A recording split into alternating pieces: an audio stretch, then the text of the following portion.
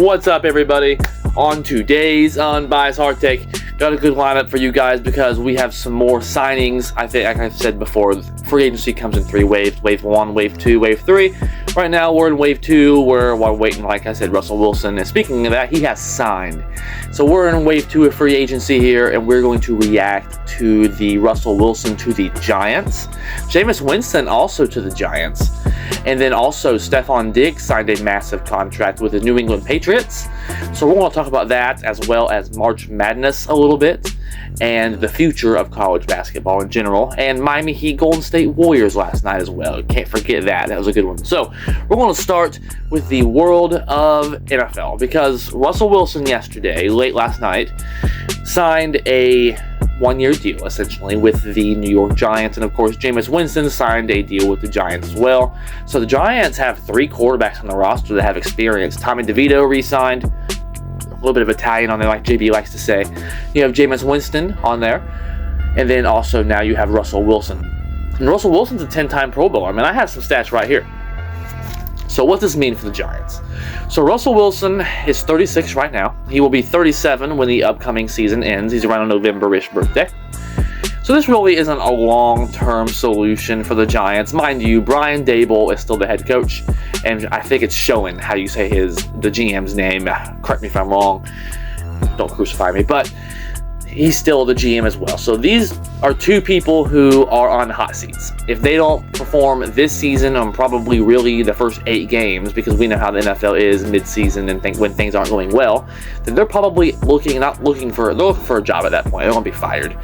So they're not going to want to go out there and invest in a rookie quarterback, wait for him to develop. They don't have time to wait for someone to develop. They need something to happen now. And they do have Malik Neighbors, who had over 1,000 yards last year with much worse quarterback play. Because mind you, with Daniel Jones and others, good God. And they do have Tracy, the boy from Purdue, bowler up, at running back. He's an underrated, decent back. Last year, 839 rushing yards, 4.4 yards to carry. Now, defense last year was ranked 24th in the league. So, with Russ being past his prime, and we can all really admit that he is past his prime. I mean, last year, 16 touchdowns, 5 interceptions, 95.6 QBR, but really, he's a journeyman quarterback at this point. Last year, he did help get the Steelers to the playoffs. They double-digit winning season, but mind you, Justin Fields did help early on in the season. But Russell Wilson had a good season. He made the Pro Bowl last year as well, for what it's worth anymore. But 10-time Pro Bowl selection. I mean, so this is an improvement, obviously, from what they have had in the past. Even Jameis Winston is as well. But this really does affect what they might do in the draft, because you wouldn't think with that many quarterbacks on the roster with playing experience that you would be willing to add a 4th on the roster with like a Shedeur Sanders or Jalen Milroe or something along those lines. I mean, so the draft really is in control of the Browns, because Tennessee's probably taking Cam Ward. I mean, he had a great pro day. They set their whole department down there and all their coaches and scouting department down there to watch the Miami pro day. And he had a very good performance. I watched his performance. So, I mean, he looks like to be the number 1 pick. And then what's Cleveland going to do? They have Sean Watson ruptured his Achilles a 2nd time. He's looked horrible. They added Kenny Pickett recently. So, what's Cleveland going to do at the quarterback situation? Do they take Shedeur Sanders? Kevin Stefanski, I think, runs that type of system for Sanders. But so we'll see. Cleveland sort of controls the draft at this point. Or they could go with Travis Hunter or something along those lines. But really, the Giants here, it's kind of funny because Justin Fields went to the Jets and Russell Wilson went to the Giants. So 2 quarterbacks who are teammates and may help the Steelers here, JB, get into the playoffs last season, are now both in New York together. And really, where does that leave Pittsburgh right now? They could draft a quarterback late in the 1st round, possibly. I mean, there's a lot of good names out there. They could go with Mason Rudolph. Aaron Rodgers was at the facility the other day in Pittsburgh for 6 hours. We'll see what happens with him. I mean, at this point, it's for really Rodgers, it's Pittsburgh or retirement at this point. And I know JB is not rooting for an Aaron Rodgers Steelers reunion here, or not really a reunion, but a hookup here. So JB's not rooting for that, so we will see what happens there.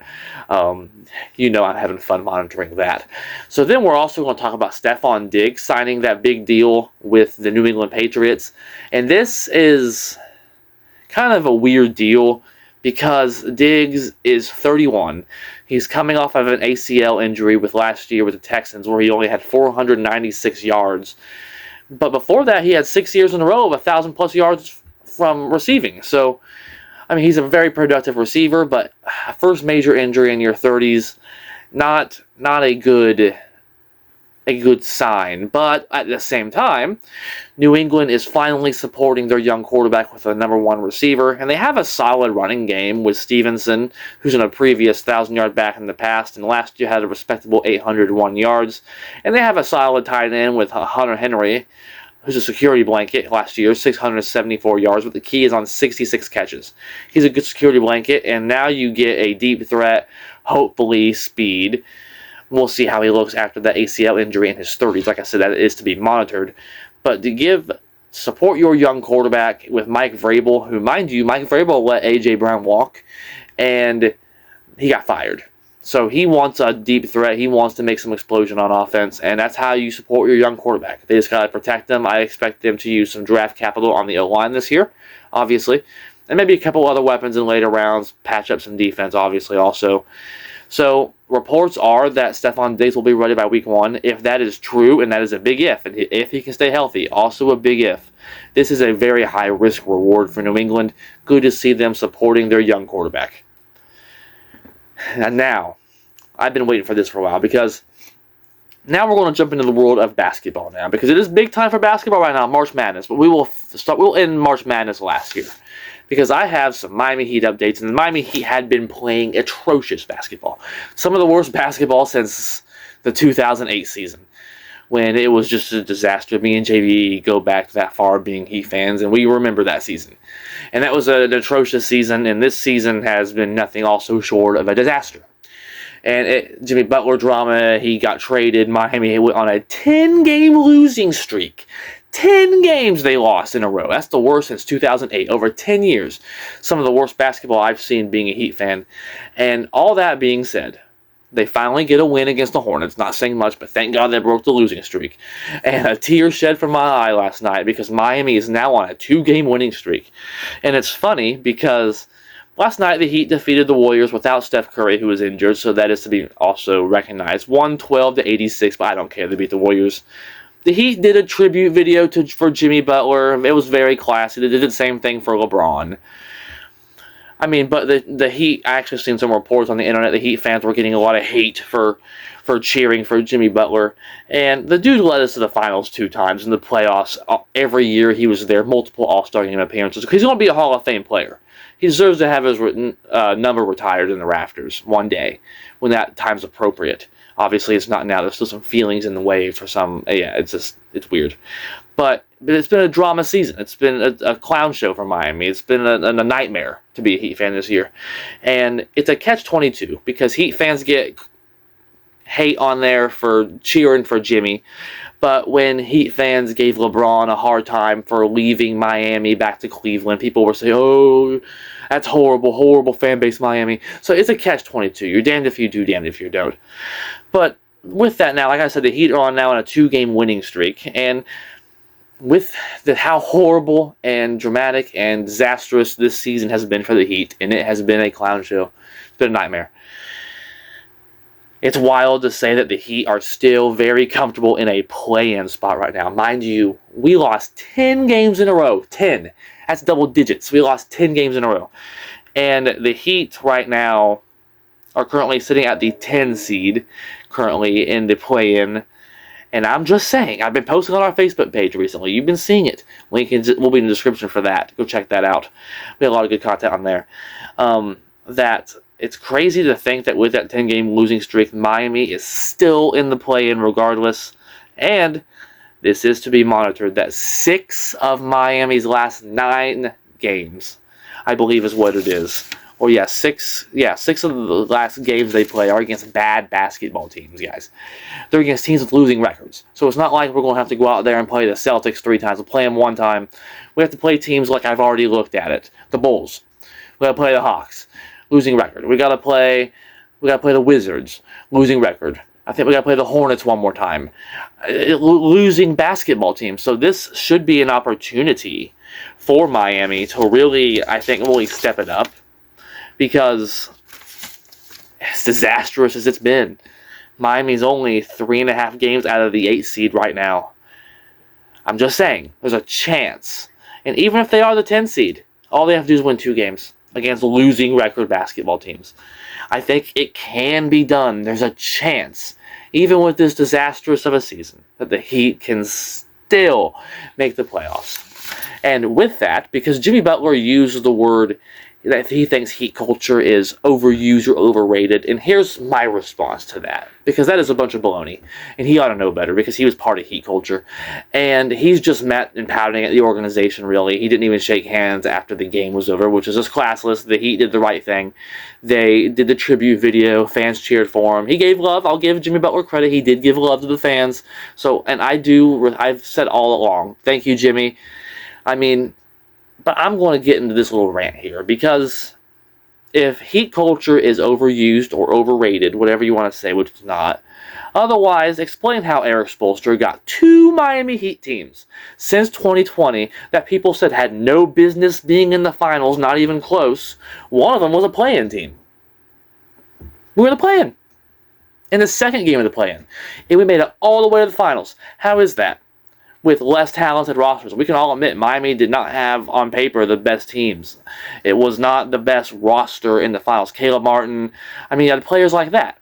Tyler Herro, Bam, Jimmy.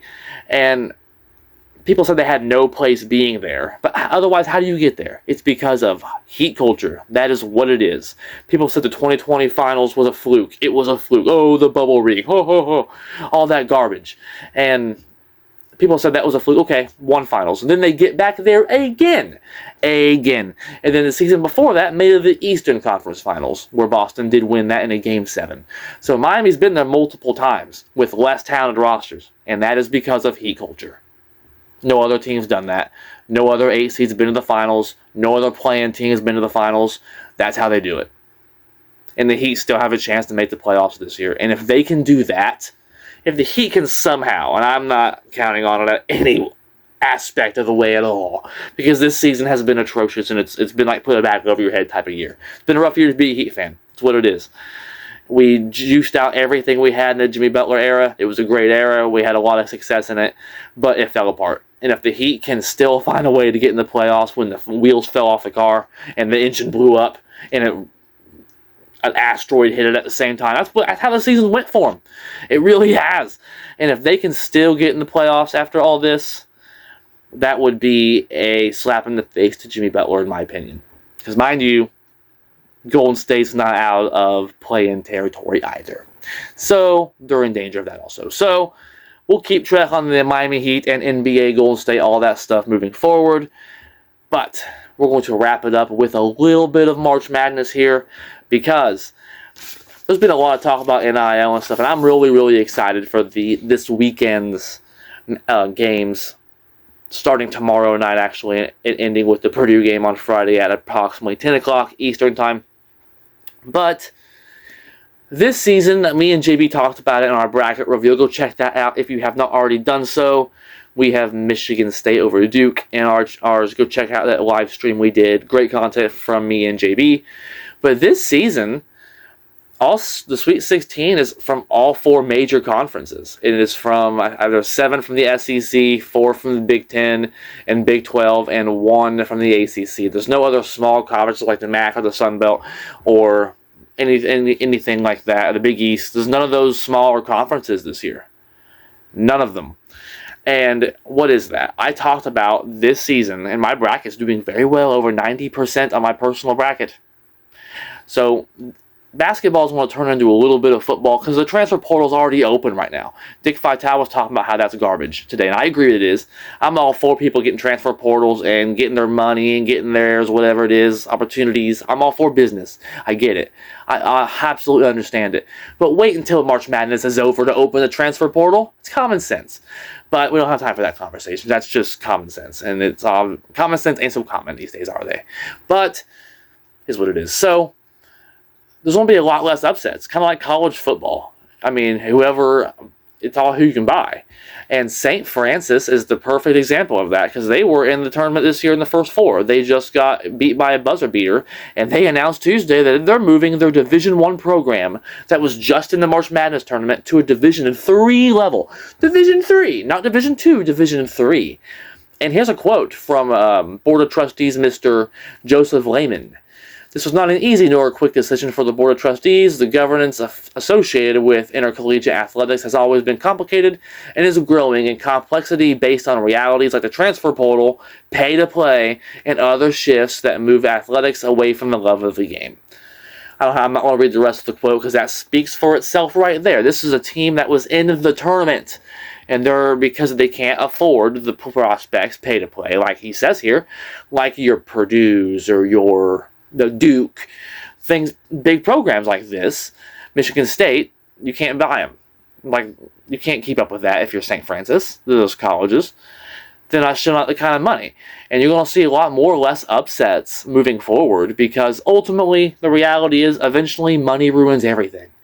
That's just the reality of the situation. You pay athletic college athletes, you give them more ability to leave and choose where they go and whatnot, and that's great. And that sounds good on paper, but now you're not going to have as many Cinderella teams. We called that on our brackets, and my bracket has over 90%. So, and both my teams I have at the end of the day are still in it. Me and JB's bracket, even on the unbiased. So, it's just, you're going to see less upsets because the NIL money. Whether it's good or bad for the sport, some people would say they'd rather see all known teams, program names, and a tournament. Some say they'd rather see the upset. I would rather see a little bit of the upset. Obviously, you don't want to see an upset every game. You want to see recognizable teams, things of that nature, because it's good for the ratings, good for the casual fans, ultimately good for the game, because you don't want to just see a St. Francis versus a VCU tournament. It's going to have less viewership than a Kentucky Duke. It's just what it is. So whether it's good or bad for the games to be determined, we will see. But that's all I have for today's Unbiased Hard Take. Let me know what you think in the comments down below. What content do you guys want to see? And that's really all I got. Check out our March Madness bracket me and JB did. It was a live stream, so go check that out if you haven't done so. Like on Facebook, follow on Spotify, do all that good stuff. I appreciate you guys, and we will see you all next week. Until then, go Pat, go. Let's go Heat. I'm just saying there's a chance we can make the playoffs. That would be a miracle. I wouldn't cry. And boiler up and hammer down, baby. We're in the Sweet 16. Only Indiana team to make it this year. IU didn't make it. IU sucks. Boiler up, baby. Hammer down. Let's beat Houston. Sweet 16, we're here. Boiler up, baby.